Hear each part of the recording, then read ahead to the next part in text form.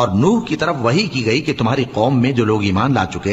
چکے ان کے سوا اور کوئی ایمان نہیں لائے گا، تو جو کام یہ کر رہے ہیں ان کی وجہ سے غم نہ کھاؤ،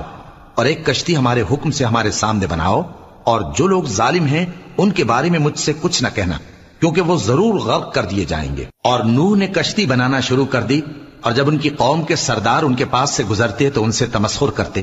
وہ کہتے کہ اگر تم ہم سے تمسخر کرتے ہو تو جس طرح تم ہم سے تمسخر کرتے ہو اسی طرح ایک وقت ہم بھی تم سے تمسخر کریں گے، اور تم کو جلد معلوم ہو جائے گا کہ کس پر عذاب آتا ہے جو اسے رسوا کرے گا، اور کس پر ہمیشہ کا عذاب نازل ہوتا ہے۔ یہاں تک کہ جب ہمارا حکم آ پہنچا اور تنور جوش مارنے لگا تو ہم نے نوح کو حکم دیا کہ ہر قسم کے پالتو جانوروں میں سے